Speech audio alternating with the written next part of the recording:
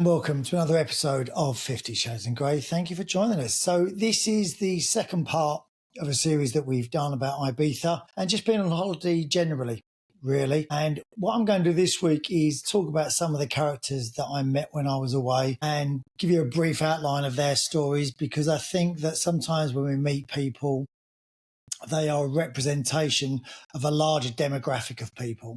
So they may have stories that resonate with you and they may help you in seeing where you're going forward, or, just appreciation of what they've been through as well. So the first guy that we met was a young lad who was a recovering alcoholic. And as I found out from dating someone that was also a recovering alcoholic, that a lot of times, which I didn't know, that when you're addicted to alcohol, that goes hand in hand with drug abuse as well. So he had been a year sober and we got chatting to him, me and my friend, at breakfast, and he was out there as a challenge to himself, because this was a scene that he'd found himself in several times before. And he said he was a completely different character. He was, all for the party, and he was always up there and doing this and doing that. And because he'd been a year sober, his therapist thought it was a good idea to put himself into a situation where there was temptation all around. Now, you're not going to get any more temptation than Ibiza, because it is literally one of the heaviest party places that I've seen. So it was really nice chatting to him, because he was going to all these clubs that he'd been in those sort of environments before and succumbed to ways which he'd now had to give up. And I asked him what was the point of where he said to himself, this is enough. And he said it was when he was alone drinking in his own house. He'd go downstairs, there was a bar downstairs to him, and he'd go downstairs and have a couple of drinks in the bar and then carry on and do 3 or 4 bottles of wine a night on his own in his own house. So he said, at that point, I realised that I needed help. And the interesting thing about this character is I said to him, what you doing with your life now? And he said, well, I've fallen into a really niche market. And I said, okay, so what is it you do? He said, I'm an adult voice actor. Now, I've never heard of this. So as it turns out, for those that want to know, what he does is, and he said it was very niche and it's something that he's fallen into. There was something that he did on TikTok, and it was erotic stories for women that he used. And this is a big thing, apparently. So he's now traveling. It's a big American market. He's traveling over there. So he gets people, it's all women, send him what they want to hear him say. And he does that.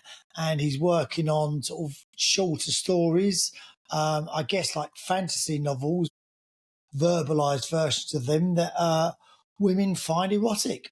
So, it takes all sorts and all little jobs. And if you can find a niche market, then you're going to be winning. So the next one is, and I think we spoke about this on the last episode, about finding yourself when your kids are then doing their own thing. What do you do with yourself? So the next one, we spoke to a girl that works in a friend bar, Lady Victoria, a very well-to-do young lady, just turned 40, I believe. So what she'd done is her daughter had decided that she was going away. She was going off traveling. I think her daughter was 21. She's going off traveling, and she just thought, I want to do something different. So she's taken herself out to Ibiza, and now she's working in the bar full time, and she's doing hostessing. So she'll get people in, meet and greet people, make sure they've got drinks. And I thought that was a fascinating story, because she just decided that she wasn't going to sit at home. She wasn't going to let sort of the summer go by, that she had the summer off of her own job, that she was just going to go out there and do something different. And she'd taken a big step. And I said, is this something that, you used to do and going back to? She was like, no, never done this before. I just, spoke to a couple of people. This opportunity came up to get a job. And she was going out there and absolutely loving it. I mean, it's hard work, by the way. There's people out there, they go out there for the sun, sea and the weather and everything else. They're late nights, finishing work at 6, 7 o'clock in the morning. And then obviously you need to sleep. So she's up at 2. And then you're looking at getting back to work at 5, 6. So they're long days, but she's meeting loads of people, enjoying what she's doing. So, again, I thought that was a really interesting character. And probably a lot of you are going to find yourself in those situations if you're single now and your kids are getting older and they're going away and you think, I've got some time. What can I do? So if you're worried about traveling on your own, what a great way of going out to meet people is actually doing something when you're out there, because we all feel more comfortable if we've got a job role, as it were. So that may be something else to look at. And then my friend that I went with, Greg. Now, he's a great guy, Greg. Obviously, that's why he's a friend of mine. But first time he'd been to Ibiza, and he was like a puppy running around. And like we said in the last podcast, I said, look, we're only here for 4 days, but 4 days in Ibiza was a long time. But he just couldn't wait to go because he'd never been to Ibiza. He'd heard loads about it. He absolutely loved it. We had a great host as well who was taking us in every place. But getting to know him more on holiday, he's one of those guys that he's very, very generous. So, you have to calm him down a lot of the time because he wants to buy everyone in the place drinks and champagne. And he's one of those guys. And it's not because he wants to be flash he just wants to make people happy. And I was talking to him about it and I was like, Greg, you don't have to get everyone a drink that it's their birthday or they're on holiday. He's got a very good job. He does really well. But he said, Els, I need something. He said, I need something that he said, a reason that to get up at 5 o'clock every morning and be in work by 6 o'clock and not get home to my family till sort of 6:30 sometimes. He said sometimes it's a bonus for him if he can actually get home and have dinner with his family. So he said, I need these things. I need like ski trips and going to Florida with his kids and his wife. And he needs all of these things to do.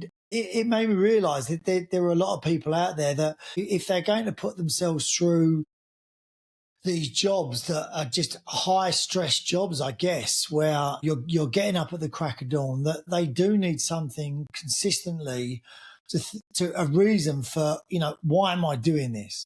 So I guess what I took from that is if you're one of those people that always set yourself these things that I'm doing this to get here in 2 months, or I'm doing this so I can buy this in 2 months, because if you're sacrificing one part of your life, another part of your life must benefit from it. So for him, it was going away and doing holidays. And also I found out about him that him and his wife have been traveling and that's when he proposed as well, which I thought was a lovely story because he realised that she was the one for him when they was away traveling. They went out to Australia and they did their PADI exams together, which is the underwater diving. So I love romantic stories. The next one was someone a little bit more local. They lived just down the road from me, actually, and she'd listened to the podcast. So she was talking to me about relationships. So I thought I'd share this little story with you. So basically, she's been seeing a guy and he's never told her that he loves her and she wants to move forward and he's not moving anywhere, which she wasn't too happy about. And I kind of said to her, well, has he promised you anything? She was like, no, but I said, look, I said, neither of you are wrong, in my opinion. Like I said, it's always my opinion. I'm not giving anyone advice. I'm not qualified for this, just experience of a lot of short relationships. You get to those stages where this guy, that may be all he wants. It may be everything that he wants, but maybe he's happy with that. Maybe he's had big commitments before and now he's happy having a girlfriend, having his own house. So if it does go wrong, it's not messy.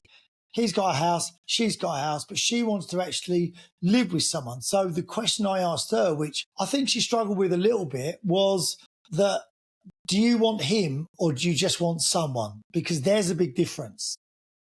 I know that I've met people before that I think they just wanted someone and I was there at the time, as opposed to I was the person for them that they'd been searching for.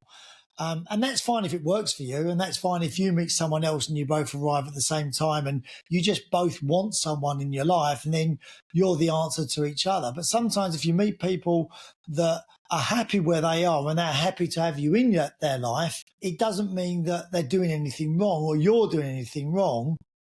And I did say to her, I think you've got all the answers that you want already, because he's never said to her that he loves her.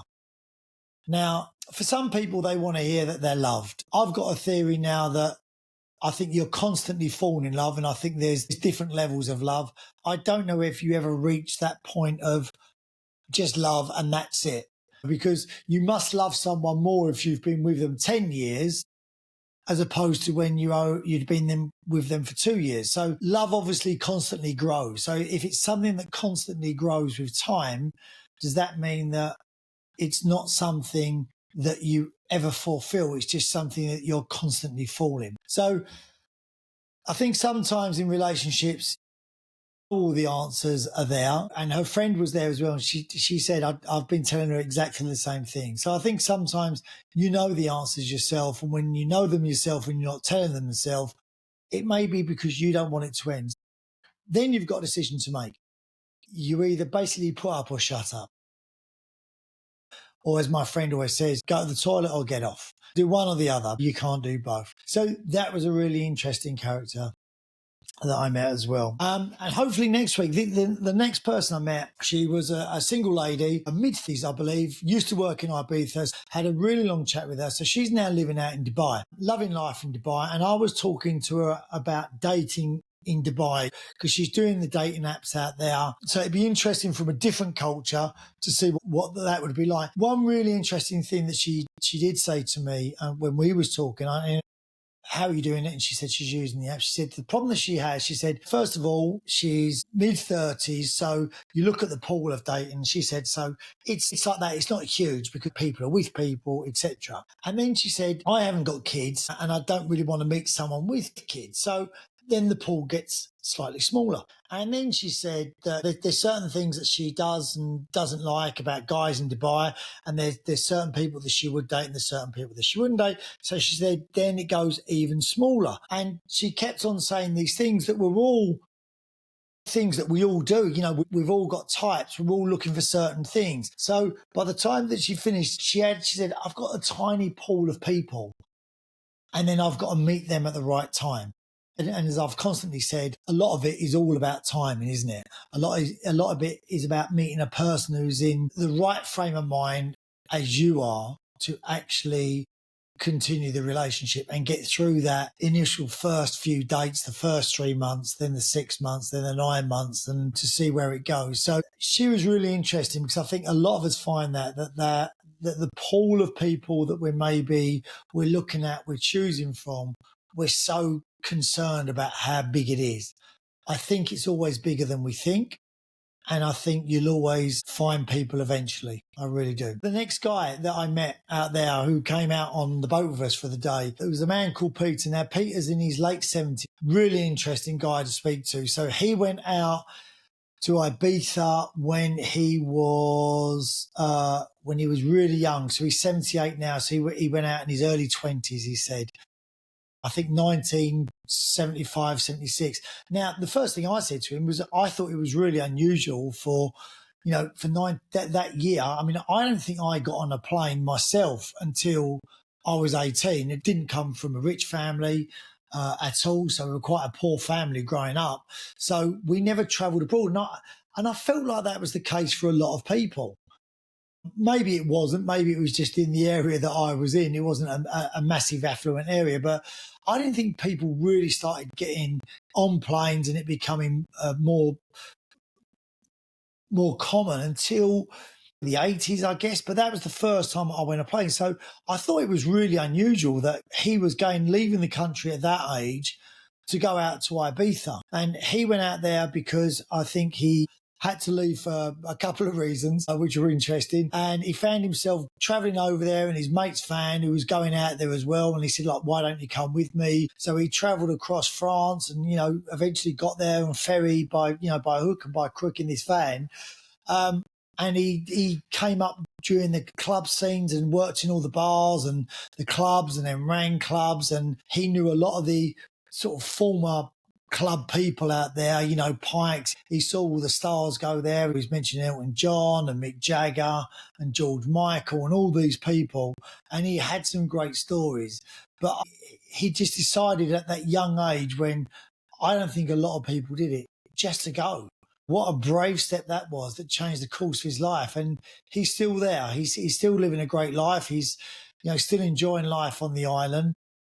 So it was great to see him getting on a jet ski at the age of, I think it was 78, I think he was. And he was getting on this jet ski and he went faster than I did on it, to be fair to him as well. That was a real heartwarming story. And he loved telling us all of his little stories that he had. And as much as he loved telling us, we enjoyed listening to him even more. And so the last character I met, who was a larger-than-life character, and he was my host, and he'll always be my host when I go to Ibiza, he just doesn't know it yet, is Martin Makepeace, that I've done a couple of the podcasts with. And if you haven't got into your Ibiza stuff, catch Martin's podcast. It's all about Ibiza. It's all about the club scene, political aspects of it.